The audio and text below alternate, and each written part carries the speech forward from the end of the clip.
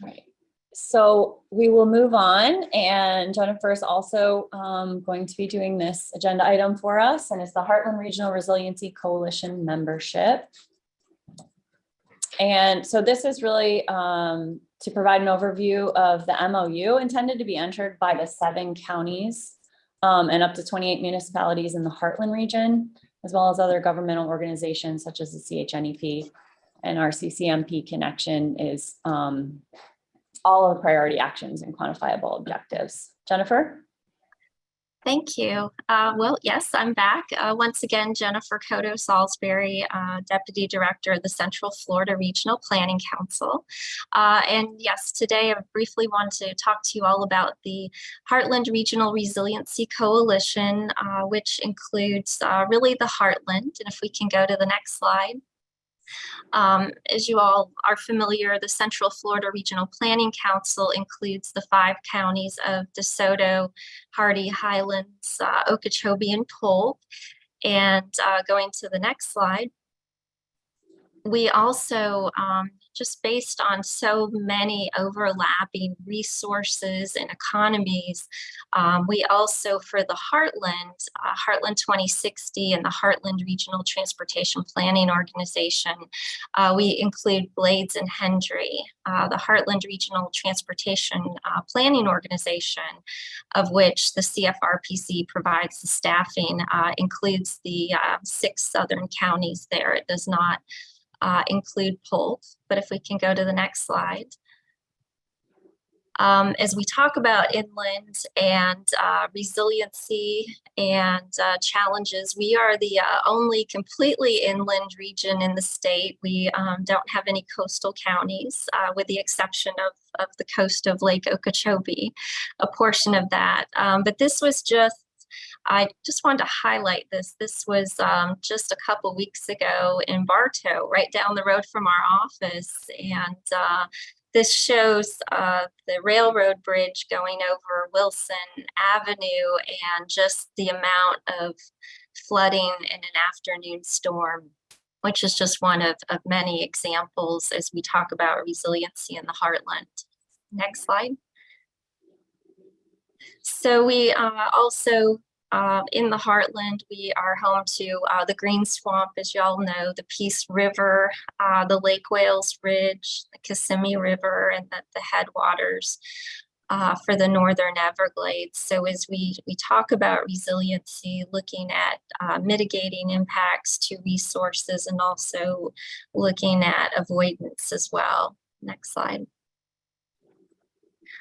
So with Heartland 2060, which it really is a grassroots effort that was formed in the early 2000s, as all of these communities came together to talk about the future of the Heartland.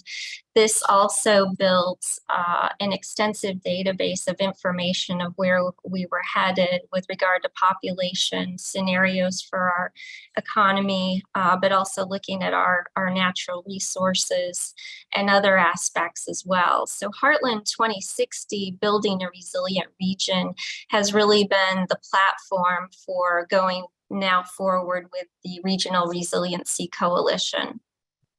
And we can go to the next slide.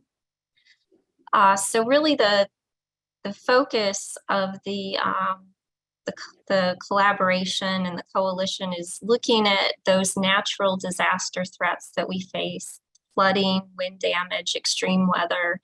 And we see that as well quite often with the Peace River, and those impacts to our critical infrastructure and economies, including agriculture, but also to our communities and our military installations. Next slide. So as we've looked at the Heartland and the Regional Resiliency Coalition, we really have many aspects in common. We're 7 counties, 28 cities, 2 transportation planning organizations, as well as many shared natural resources, and as well as our partnerships, including the Coastal and Heartland National Estuary Program. Of course, several of the counties in the CHNEP are in the Heartland. Next slide. So that being said, we have developed a memorandum of understanding for consideration. In this MOU really provides a platform for all of us, local governments and entities, to come together to look at guidelines for resilient communities, learning from each other for best practices, and leveraging those efforts and looking for opportunities for grant funding. Of course, everything costs money, but looking at resiliency and ways to make that happen. Next slide. So the Memorandum of Understanding in your package, really the key aspect of that is really saying that we're going to all work together. We're going to look at and identify opportunities and solutions as we look at resiliency and having a resilient region. This requires no funding on behalf of any local governments or any entities. It really asks that we come together to the table to look at regional coordination. We're also kicking off the development of a regional resiliency action plan, but also addressing the role of planning in resiliency, funding strategies, and also community involvement and education, which is also so critical to resiliency. Next slide. So really finally to end, the path forward for the Heartland Regional Resiliency Coalition is looking at science-based data as we look at projections and what we've seen in the past. And of course, CHNEP has a significant amount of data, which is helpful as we have that discussion, but also that continued regional coordination, again, the development of a regional resiliency action plan. And that goes also hand in hand with working with communities and the county-wide vulnerability assessments. And also really, again, that key community engagement and education component. So that really is an overview, and I'm available for any questions. Thanks, Jennifer. Does anybody have any questions? This is Bill Beach. Just kind of curious, that road that was flooded by what, 12 feet? Is that in some kind of flood basin? Because it looks like it goes underneath, it goes down under the railroad bridge. So I can't answer that. It probably is. I think Gay Sharp is probably on and probably could answer that better than I can.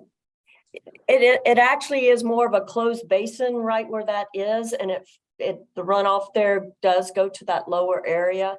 You know, we would not, of course, place a situation like that if it was to be current, but that was a very old road that's in place there, if that's what you're asking me, from Polk County. Yeah, in terms of resiliency, it's something we talk a lot about in things like wastewater infrastructure that, you know, a lot of you deal with in the municipalities, and how, you know, we have a lot of aging infrastructure. And so with, you know, changes in rainfall pattern, that inflow and infiltration is causing issues. And so it's certainly something that I know the department has had conversations with a lot of you about, you know, that wastewater infrastructure and potential impact on water bodies. And we're going to talk about funding later today. And so I think there's some good nexus there. Madam Chair, move approval of the item as recommended. Is there a second? Second. Any discussion? All those in favor? Aye. Yes. All right. Any noes or abstentions? Thank you. Thank you. All right.